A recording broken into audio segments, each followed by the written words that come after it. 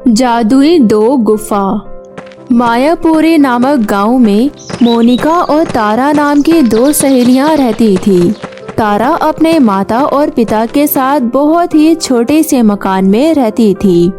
वहीं मोनिका बहुत ही बड़े घर में रहती थी और बहुत अमीर थी। तारा बहुत ही अच्छी और ईमानदार लड़की थी। वहीं मोनिका बहुत ही घमंडी और लालची लड़की थी, परंतु फिर भी वे दोनों बहुत ही अच्छे दोस्त थे। वे दोनों साथ में ही स्कूल जाते और साथ में ही घर आते। स्कूल से आने के बाद दोनों रोज शाम को पार्क घूमने जाते थे। फिर एक दिन तारा मोनिका से कहती है, मोनिका, तुम्हें पता है हमारे गांव के बाहर वाले जंगल में कोई गुफा है और मैंने सुना है जो कोई भी उस गुफा में जाता है वो वापस लौटकर नहीं आता। ये सब कहने की बातें हैं, ऐसा कुछ नहीं है। चलो हम आज ही उस गुफा के पास घूमने चलते हैं।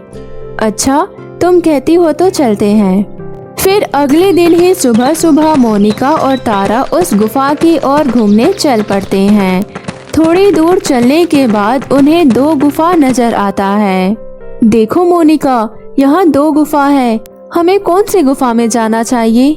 अरे मुझे क्या पता।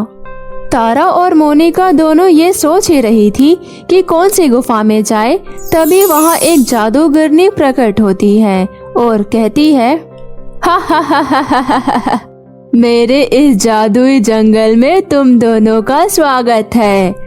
और जैसे कि तुम देख सकती हो, तुम्हारे सामने 2 गुफा है, एक गुफा अच्छाई का और दूसरा गुफा बुराई का। अच्छाई के गुफा में जाओगी तो तुम्हें वहाँ एक वृद्ध महिला मिलेगी जो कई सालों से बीमार पड़ी है। तुम्हें उनकी सेवा करनी होगी। और अगर बुराई के गुफा में जाओगी तो तुम्हें वहाँ ढेर सारा खजाना मिलेगा, परंतु याद रखना उस गुफा में एक नागिन रहती है।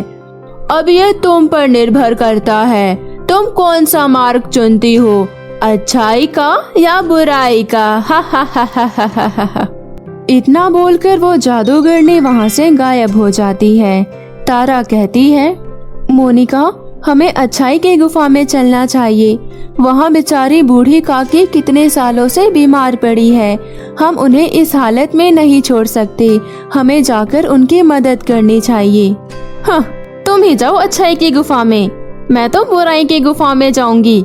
सुना नहीं तुमने वो जादूगरनी क्या कहकर गई कि बुराई के गुफा में हमें ढेर सारा खजाना मिल सकता है जो हमें माला माल कर सकता है। मेरी बात मानो, तुम भी मेरे साथ बुराई के गुफा में चलो। नहीं मोनिका, मैंने बचपन से ही सीखा है कि हमें हमेशा अच्छाई के रास्ते पर ही चलना चाहिए। पैसों का क्या है, पैसे तो आज है और कल नहीं, परंतु हमारी अच्छाई हमेशा हमारे साथ रहती है।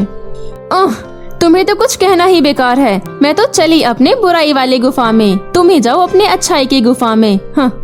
इतना कहकर मोनिका बुराई की गुफा में चली जाती है और तारा अच्छाई की। तारा को थोड़ी दूर चलने के बाद गुफा के अंदर बहुत ही खूबसूरत दुनिया नजर आती है, जहाँ बहुत ही सुंदर सुंदर फूल खिले थे, तरह तरह के फल लगे थे। वाह, कितनी सुंदर जगह है ये। तारा को बहुत भूख लगी थी तो वो पेड़ से फल तोड़कर खाने लगी। वाह, कितने स्वादिष्ट फल हैं। तभी तारा को वहाँ एक कुटिया नजर आती है जिसमें से खांसने की आवाज आ रही होती है। तारा उस कुटिया के पास जाती है और कहती है, अम्मा, अब मैं आ गई हूँ आपकी देखभाल करने, अब आप बहुत जल्दी ठीक हो जाएंगी। तारा सच्चे मन से उस अम्मा की देखभाल में लग जाती है, दिन रात उनकी सेवा करती है। तारा रोज कुटिया की सफाई करती है, झाड़ू लगाती है, पशु पक्षी को खाना खिलाती है और बहुत ही अच्छे से अम्मा का ख्याल रखती थी। वहीं दूसरी तरफ मोनिका के बुराई के गुफा के अंदर जाते ही उसे बहुत ही अजीब और डरावनी दुनिया नजर आती है। उसे बहुत ही डरावनी डरावनी आवाजें सुनाई देती है। मोनिका खजाने की लालच में आगे बढ़ती ही रहती है। सुबह से शाम हो जाती है। मोनिका को बहुत भूख भी लग रही होती है। अरे उस जादूगरनी ने तो कहा था कि यहाँ खजाना है, पर मुझे दूर दूर तक तो कोई खजाना नजर नहीं आ रहा और भूख से मेरी और जान जा रही है। फिर तभी थोड़ी और आगे चलने पर मोनिका को कुछ चमकती हुई चीज दिखाई देती है। अरे वाह, मिल गया खजाना। मैं जल्दी से अब उस खजाने के पास जाती हूँ और सारा खजाना ले लेती हूँ, फिर मैं और अमीर बन जाऊंगी। ये सोचकर मोनिका खजाना लेने आगे बढ़ती है। उसे वहाँ ढेर सारा खजाना नजर आता है। अरे वाह, इतना सारा खजाना। तारा तो पागल है जो अच्छाई की गुफा में चली गई। अगर मेरे साथ बुराई की इस गुफा में आती तो उसे भी इतना सारा खजाना मिलता। पर कोई बात नहीं, अब ये सारा खजाना अकेले सिर्फ मेरा है। ये सोचकर मोनिका जैसे ही खजाने को हाथ लगाती है, वो खजाना गायब हो जाता है। अरे ये क्या, ये खजाना मेरे हाथ में क्यों नहीं आ रहा? इसी प्रकार मोनिका जैसे खजाना को लेने के लिए हाथ आगे बढ़ाती, खजाना गायब हो जाता, और अगर हाथ पीछे करती तो खजाना वापस आ जाता। अरे ये क्या हो रहा है मेरे साथ? तभी उसके सामने एक नागिन प्रकट होती है। लालची लड़की, अब तेरा लालच ही तुझे ले डूबेगा। अब तू यहाँ से जिंदा बचकर नहीं जाएगी और मेरा भोजन बनने के लिए तैयार हो जा। मैं कई सालों से भूखी हूँ, आज जी भर के तुझे खाऊंगी।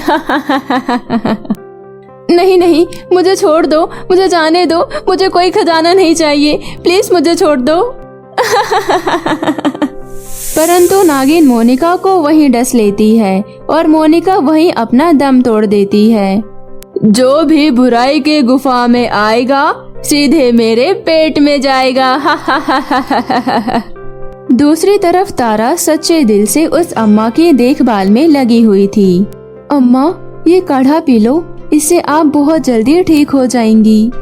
बेटी, तू बहुत ही अच्छी और नेक लड़की है। इतना बोलकर वो बूढ़ी अम्मा एक परी में बदल जाती है।